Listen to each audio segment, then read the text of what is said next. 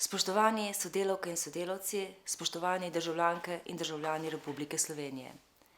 Izteka se leto 2017, ki je bilo za nas v obrambnem resorju zelo intenzivno. Prizadevali smo si, da dosežemo ureditev statusnih razmer.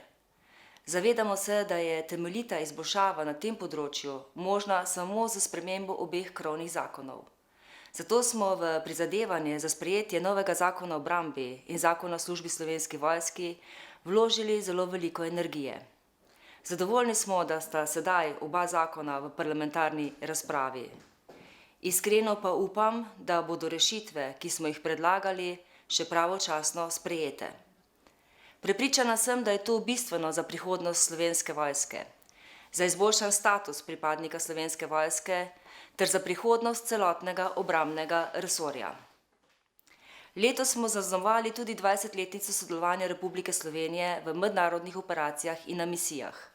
Ponosna sem na pripadnike in pripadnice Slovenske vojske, ki ste daleč od doma ter od svojih najbližjih.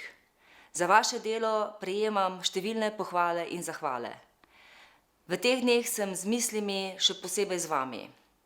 Prav tako sem v mislih tudi z vsemi reševalci, ki dnevno tvegate svoje življenje, da rešujete življenja državljank in državljanov ter varujete naše premoženje. Ob koncu leta se vsem vam, pripadnicam in pripadnikom Slovenske vojske, pripadnicam in pripadnikom sil za zaščito, reševanje in pomoč, ter zaposlenim v upravnem delu Ministrstva za obrambo, Upravi Republike Slovenije za zaščito in reševanje ter obeh inšpektoratih, zahvaljujem za vaše visoko strokovno, prizadevno in vestno delo. Pred nami so božični in novoletni prazniki ter dan samostojnosti in enotnosti. Vsem vam in vašim družinskim članom ter upokojenim sodelavkam in sodelavcem želim lepe in praznične dni. V prihajajočem letu pa vam želim veliko zdravja, veliko uspehov in osebne sreče.